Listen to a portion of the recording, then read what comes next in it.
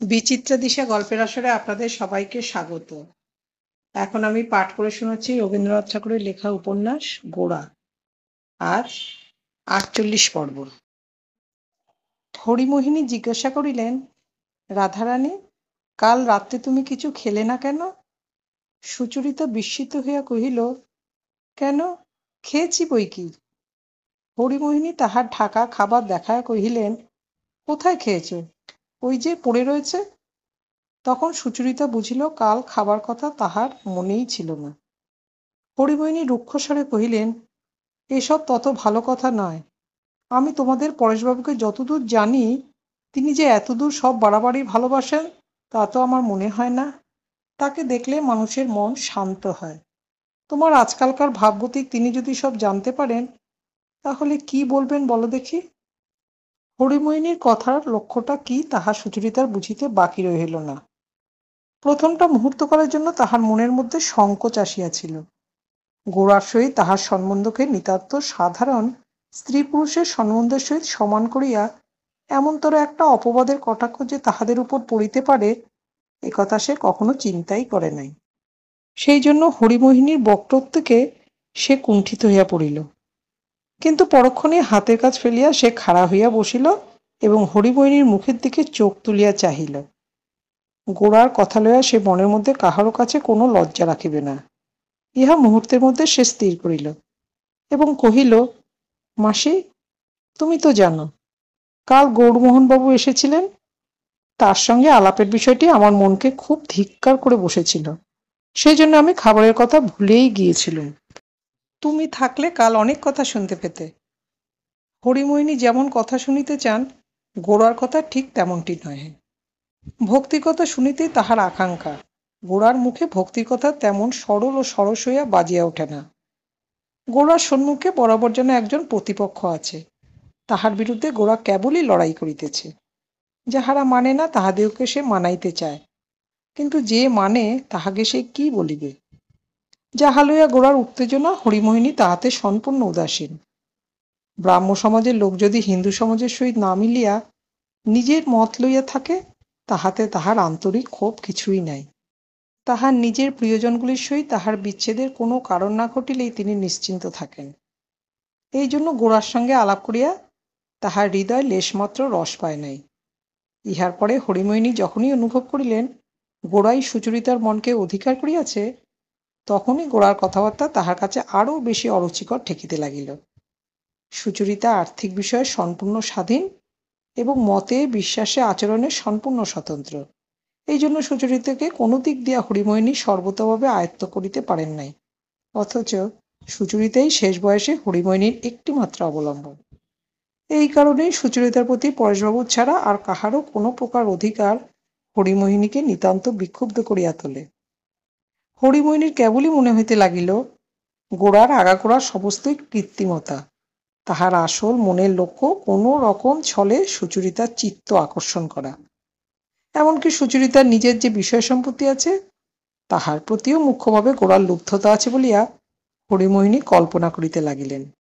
গোরাকেই হরিমোহিনী তাহার প্রধান শত্রু স্থির করিয়া তাহাকে বাধা দিবার জন্য মনে মনে কোমর বাঁধিয়া দাঁড়াইলেন। সুচরিতার বাড়িতে আজ গোরার যাইবার কোনো কথা ছিল না, কোনো কারণও ছিল না। কিন্তু গোরার স্বভাবে দ্বিধা জিনিসটা অত্যন্ত কম। সে যখন কিছুতে প্রবৃত্ত হয়, তখন সে সম্বন্ধে সে চিন্তাই করে না, একেবারে তীরের মতো সোজা চলিয়া যায়। আজ প্রাতকালে সুচরিতার ঘরে গিয়া গোরা যখন উঠিল, তখন হরিমোহিনী পূজায় প্রবৃত্ত ছিলেন। সুচরিতা তাহার বসিবার ঘরে টেবিলের উপরকার বই খাতা কাগজ প্রভৃতি পরিপাটি করিয়া গুছাইয়া রাখিতেছিল। এমন সময় সতীশ আসিয়া যখন খবর দিল গৌরবাবু আসিয়াছেন, তখন সুচরিতা বিশেষ বিস্ময় অনুভব করিল না। সে যেন মনে করিয়াছিল আজ গোরা আসিবে। গোরা চৌকিতে বসিয়া কহিল, শেষকালে বিনয় আমাদের ত্যাগ করলে। সুচরিতা কহিল, কেন ত্যাগ করবেন কেন? তিনি তো ব্রাহ্ম সমাজে যোগ দেননি। গোরা কহিল, ব্রাহ্ম সমাজে বেরিয়ে গেলে তিনি এর চেয়ে আমাদের বেশি কাছে থাকতেন। তিনি হিন্দু সমাজকে আঁকড়ে ধরে আছেন বলেই একে সবচেয়ে বেশি পীড়ন করছেন। এর চেয়ে আমাদের সমাজকে সম্পূর্ণ নিষ্কৃতি দিলেই তিনি ভালো করতেন। সুচরিতা মনের মধ্যে একটা কঠিন বেদনা পাইয়া কহিল, আপনি সমাজকে এমন অতিশয় একান্ত করে দেখেন কেন? সমাজের উপর আপনি এত বেশি বিশ্বাস স্থাপন করেছেন, এ কি আপনার পক্ষে স্বাভাবিক, না অনেকটা নিজের উপর জোর প্রয়োগ করেন? গোরা কহিল, এখনকার অবস্থায় এই জোর প্রয়োগ করাটাই যে স্বাভাবিক। পায়ের নিচে যখন মাটি টলতে থাকে, তখন প্রত্যেক পদেই পায়ের উপর বেশি করে জোর দিতে হয়। এখন যে চারিদিকে বিরুদ্ধতা, সেই জন্য আমাদের বাক্যে এবং ব্যবহারে একটা বাড়াবাড়ি প্রকাশ পায়, সেটা অস্বাভাবিক নয়। সুচরিতা কহিল, চারিদিকে যে বিরুদ্ধতা দেখছেন সেটাকে আপনি আগাগোড়া অন্যায় এবং অনাবশ্যক কেন মনে করছেন? সমাজ যদি কালের গতিকে বাধা দেয়, তাহলে সমাজকে যে আঘাত পেতেই হবে। গোরা কহিল, কালের গতি হচ্ছে জলের ঢেউয়ের মতো, তাতে ডাঙাকে ভাঙতে থাকে, কিন্তু সেই ভাঙনকে স্বীকার করে নেওয়াই যে ডাঙার কর্তব্য, আমি তা মনে করি নে। তুমি মনে করো না, সমাজের ভালো মন্দ আমি কিছুই বিচার করি নে। সেরকম বিচার করা এতই সহজ যে এখনকার কালে 16 বছরের বালকও বিচারক হয়ে উঠেছে। কিন্তু শক্ত হচ্ছে সমগ্র জিনিসকে শ্রদ্ধার দৃষ্টিতে সমগ্রভাবে দেখতে পাওয়া। সুচরিতা কহিল, শ্রদ্ধার দ্বারা আমরা কি কেবল সত্যকেই পাই? তাতে করে মিথ্যাকেও তো আমরা অবিচারে গ্রহণ করি। আমি আপনাকে একটা কথা জিজ্ঞাসা করি, আমরা কি পৌত্তলিকতাকেও শ্রদ্ধা করতে পারি? আপনি কি এ সমস্ত সত্য বলেই বিশ্বাস করেন? গোরা একটুখানি চুপ করিয়া থাকিয়া কহিল, আমি তোমাকে ঠিক সত্য কথাটা বলবার চেষ্টা করব। আমি গোড়াতেই এগুলিকে সত্য বলে ধরে নিয়েছি। ইউরোপীয় সংস্কারের সঙ্গে এদের বিরোধ আছে বলেই এবং এদের বিরুদ্ধে কতকগুলি অত্যন্ত সস্তা যুক্তি প্রয়োগ করা যায় বলেই আমি তাড়াতাড়ি এদের জবাব দিয়ে বসিনি। ধর্ম সম্বন্ধে আমার নিজের কোনো বিশেষ সাধনা নেই, কিন্তু শাখার পূজা এবং পৌত্তলিকতা যে একই মূর্তি পূজাতেই যে ভক্তিতত্ত্বের একটি চরম পরিণতি নেই, এ কথা আমি নিতান্ত অভ্যস্ত বচনের মতো চোখ বুজে আওড়াতে পারব না। শিল্পে, সাহিত্যে, এমনকি বিজ্ঞানী ইতিহাসেও মানুষের কল্পনাবৃত্তির স্থান আছে। একমাত্র ধর্মের মধ্যে তার কোনো কাজ নেই, এ কথা আমি স্বীকার করব না। ধর্মের মধ্যে মানুষের সকল বৃত্তির চূড়ান্ত প্রকাশ। আমাদের দেশের মূর্তি পূজায় জ্ঞান ও ভক্তির সঙ্গে কল্পনা সম্মিলন হবার যে চেষ্টা হয়েছে, সেটাতে করেই আমাদের দেশের ধর্ম কি মানুষের কাছে অন্য দেশের চেয়ে সম্পূর্ণতর সত্য হয়ে ওঠেনি? সুচরিতা কহিল, গ্রীসে রোমেও তো মূর্তি পূজা ছিল। গোরা কহিল, সেখানকার মূর্তিতে মানুষের কল্পনা সৌন্দর্যবোধকে যতটা আশ্রয় করেছিল, জ্ঞান ভক্তিকে ততটা নয়। আমাদের দেশে কল্পনা জ্ঞান ও ভক্তির সঙ্গে গভীর রূপে জড়িত। আমাদের কৃষ্ণরাধাই বলো, হরপার্বতীই বলো, কেবলমাত্র ঐতিহাসিক পূজার বিষয় নয়, তার মধ্যে মানুষের চিরন্তন তত্ত্বজ্ঞানের রূপ রয়েছে। সেই জন্যই রামপ্রসাদের, চৈতন্যদেবের ভক্তি এই সমস্ত মূর্তিকে অবলম্বন করে প্রকাশ পেয়েছে। ভক্তির এমন একান্ত প্রকাশ গ্রীষ্মের ইতিহাসে কবে দেখা দিয়েছে? সুচরিতা কহিল, কালের পরিবর্তনের সঙ্গে ধর্ম ও সমাজের কোনো পরিবর্তন আপনি একেবারে স্বীকার করতে চান না? গোরা কহিল, কেন চাইব না, কিন্তু পরিবর্তন তো পাগলামি হলে চলবে না। মানুষের পরিবর্তন মনুষ্যত্বের পথেই ঘটে। ছেলে মানুষ ক্রমে বুড়ো মানুষ হয়ে ওঠে, কিন্তু মানুষ তো হঠাৎ কুকুর বিড়াল হয় না। ভারতবর্ষের পরিবর্তন ভারতবর্ষের পথেই হওয়া চাই। হঠাৎ ইংরেজ ইতিহাসের পথ ধরলে আগাগোড়া সমস্ত পণ্ড নিরর্থক হয়ে যাবে। দেশের শক্তি, দেশের ঐশ্বর্য দেশের মধ্যেই সঞ্চিত হয়ে আছে। সেইটে আমি তোমাদের জানাবার জন্যই আমার জীবন উৎসর্গ করেছি। আমার কথা বুঝতে পারছ? সুচরিতা কহিল, হাঁ, বুঝতে পারছি, কিন্তু এসব কথা আমি কখনো পূর্বে শুনিনি এবং ভাবিনি। নতুন জায়গায় গিয়ে পড়লে খুব স্পষ্ট জিনিসেরও পরিচয় হতে যেমন বিলম্ব ঘটে, আমার তেমনই হচ্ছে। বোধ হয় আমি স্ত্রীলোক বলেই আমার উপলব্ধিতে জোর পৌঁছচ্ছে না। গোরা বলিয়া উঠিল, কখনোই না। আমি তো অনেক পুরুষকে জানি, এইসব আলাপ আলোচনা আমি তাদের সঙ্গে অনেক দিন ধরে করে আসছি। তারা নিঃসংশয়ে ঠিক করে বসে আছে, তারা খুব বুঝেছে। কিন্তু আমি তোমাকে নিশ্চয় বলছি, তোমার মনের সামনে তুমি আজ যেটি দেখতে পাচ্ছ, তারা একটি লোকও তার একটুও দেখেনি। তোমার মধ্যে সেই গভীর দৃষ্টিশক্তি আছে, সে আমি তোমাকে দেখেই অনুভব করেছিলাম। সেই জন্যই আমি আমার এতকালের হৃদয়ের সমস্ত কথা নিয়ে তোমার কাছে এসেছি। আমার সমস্ত জীবনকে তোমার সামনে মেলে দিয়েছি, কিছুমাত্র সংকোচ বোধ করিনি। সুচরিতা কহিল, আপনি অমন করে যখন বলেন, আমার মনের মধ্যে ভারী একটা ব্যাকুলতা বোধ হয়। আমার কাছ থেকে আপনি কি আশা করছেন? আমি তার কি দিতে পারি? আমাকে কি কাজ করতে হবে? আমার মধ্যে যে একটা ভাবের আবেগ আসছে, তার প্রকাশ যে কি রকম আমি কিছুই বুঝতে পারছি না। আমার কেবলই ভয় হতে থাকে। আমার উপরে আপনি যে বিশ্বাস রেখেছেন, সে পাছে সমস্তই ভুল বলে একদিন আপনার কাছে ধরা পড়ে। গোরা মেঘগম্ভীর কণ্ঠে কহিল, সেখানে ভুল কোথাও নেই। তোমার ভিতরে যে কত বড় শক্তি আছে সে আমি তোমাকে দেখিয়ে দেব। তুমি কিছুমাত্র উৎকণ্ঠা মনে রেখো না। তোমার যে যোগ্যতা সে প্রকাশ করে তোলবার ভার আমার উপর রয়েছে। আমার উপরে তুমি নির্ভর করো। সুচরিতা কোনো কথাই কহিল না, কিন্তু নির্ভর করিতে তাহার যে কিছুই বাকি নাই, এই কথাটি নিঃশব্দে ব্যক্ত হইল। গোরাও চুপ করিয়া রহিল। ঘরে অনেকক্ষণ কোনো শব্দই রহিল না। বাহিরে গলিতে পুরনো বাসনওয়ালা পিতলের পাত্রে ঝনঝন শব্দ করিয়া দ্বারের সম্মুখ দিয়া হাঁকিতে হাঁকিতে চলিয়া গেল।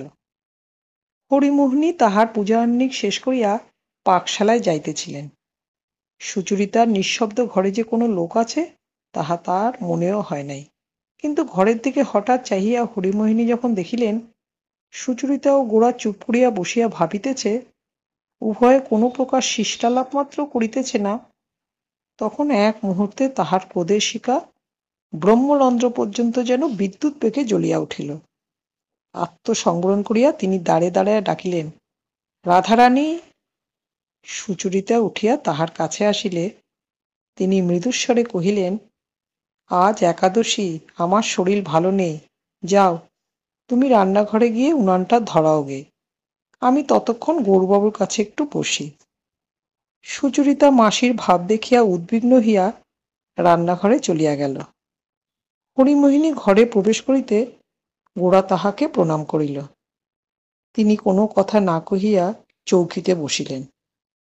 কিছুক্ষণ ঠোঁট চাপিয়া চুপ করিয়া থাকিয়া কহিলেন, তুমি তো বাবা ব্রাহ্মণ? গোরা কহিল, না। হরিমোহিনী কহিলেন, আমাদের হিন্দু সমাজকে তুমি তো মানো? গোরা কহিল, মানি বই কি। হরিমোহিনী কহিলেন, তবে তোমার এ কি রকম ব্যবহার? গোরা হরিমোহিনীর অভিযোগ কিছুই বুঝিতে না পারিয়া চুপ করিয়া তাহার মুখের দিকে চাহিয়া রহিল। হরিমোহিনী কহিলেন, রাধারানীর বয়স হয়েছে, তোমরা তো ওর আত্মীয় নও, ওর সঙ্গে তোমাদের এত কি কথা? ও মেয়ে মানুষ, ঘরের কাজকর্ম করবে, ওরই বা এসব কথায় থাকবার দরকার কি? ওতে যে ওর মন অন্যদিকে নিয়ে যায়। তুমি তো জ্ঞানী লোক, দেশশুদ্ধ সকলেই তোমার প্রশংসা করে, কিন্তু এসব আমাদের দেশে কবেই বা ছিল, আর কোন শাস্ত্রেই বা লেখা? গোরা হঠাৎ একটা মস্ত ধাক্কা পাইল। সুচরিতার সম্বন্ধে এমন কথা যে কোনো পক্ষ হইতে উঠিতে পারে তাহা সে চিন্তাও করে নাই। সে একটু চুপ করিয়া থাকিয়া কহিল, ইনি ব্রাহ্ম সমাজে আছেন, বরাবর একে এইরকম সকলের সঙ্গে মিশতে দেখেছি, সেই জন্য আমার কিছু মনে হয়নি।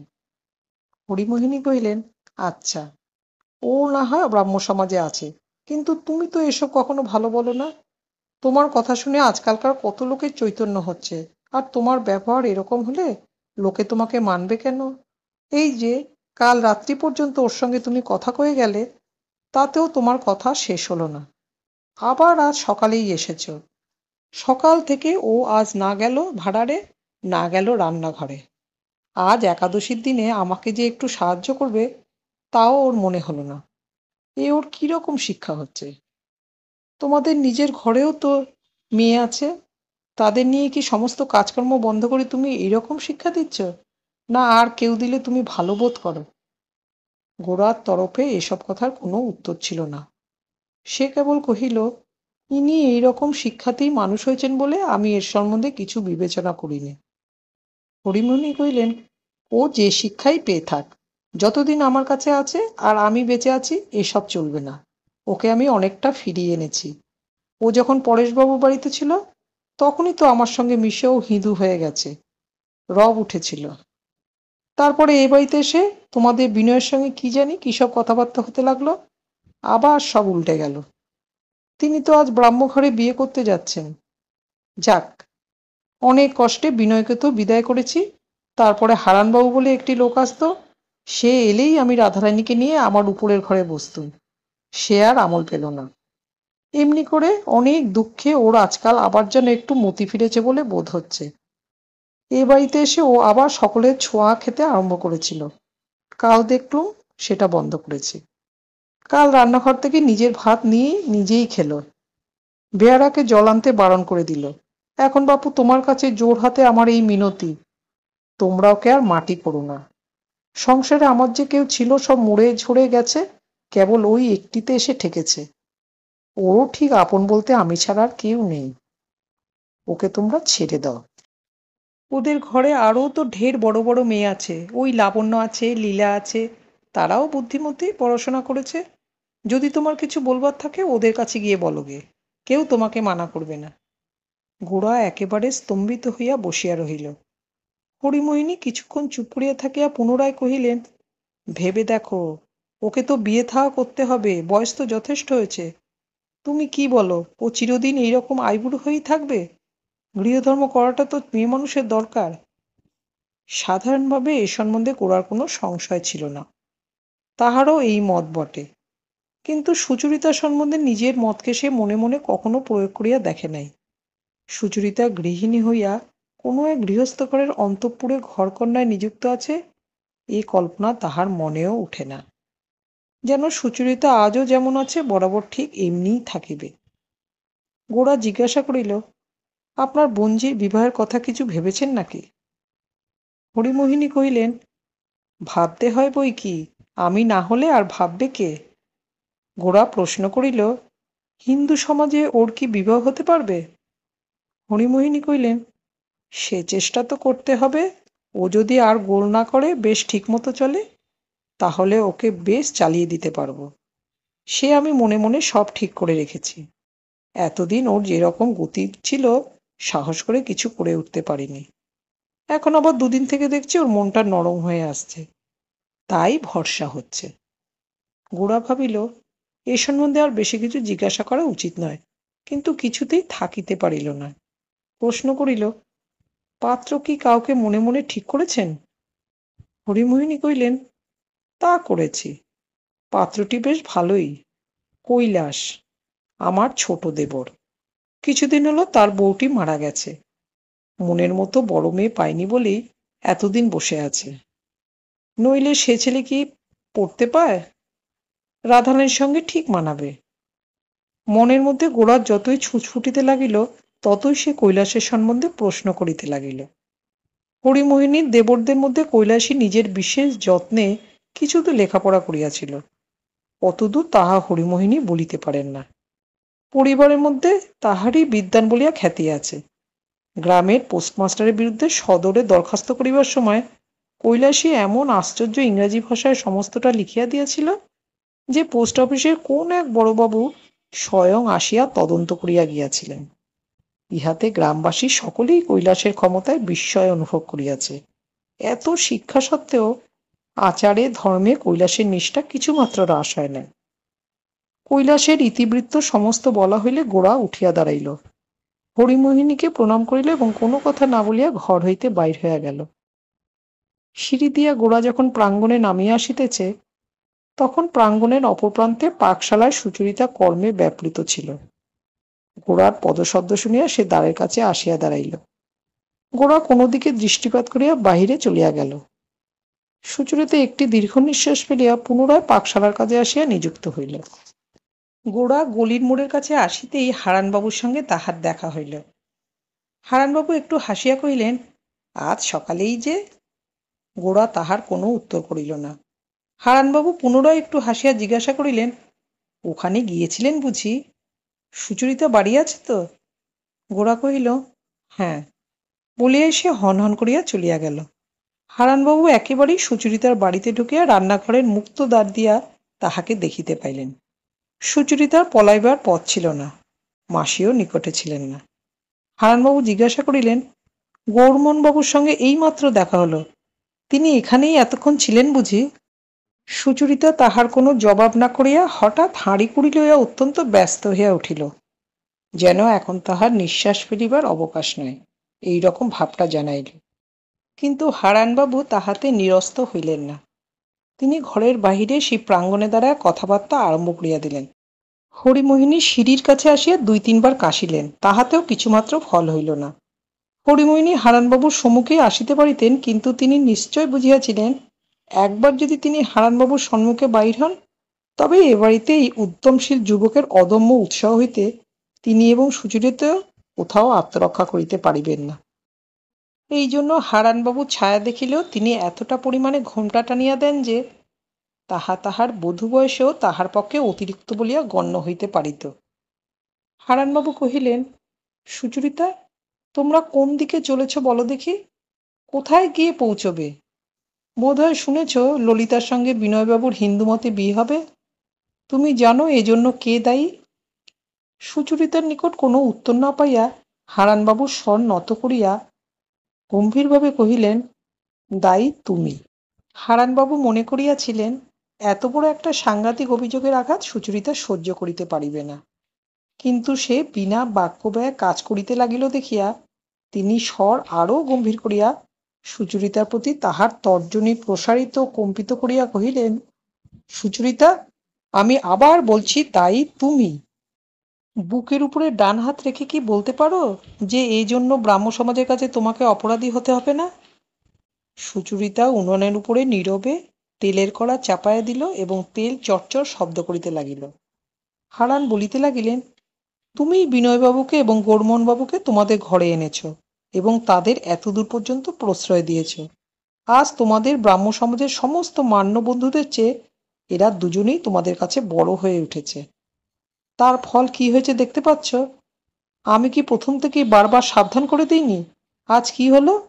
আজ ললিতাকে কে নিবৃত্ত করবে? তুমি ভাবছ ললিতার উপর দিয়ে বিপদের অবসান হয়ে গেল।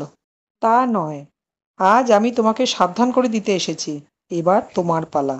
আজ ললিতার দুর্ঘটনায় তুমি নিশ্চয়ই মনে মনে অনুতাপ করছো, কিন্তু এমন দিন অনতিদূরে এসেছে যেদিন নিজের অধঃপতনে তুমি অনুতাপ মাত্রও করবে না। কিন্তু সুচরিতা, এখনো ফেরবার সময় আছে। একবার ভেবে দেখো, একদিন কত বড় মহৎ আশার মধ্যে আমরা দুজনে মিলেছিলাম। আমাদের সামনে জীবনের কর্তব্য কি উজ্জ্বল ছিল, ব্রাহ্ম সমাজের ভবিষ্যৎ কি উদারভাবেই প্রসারিত হইয়াছিল।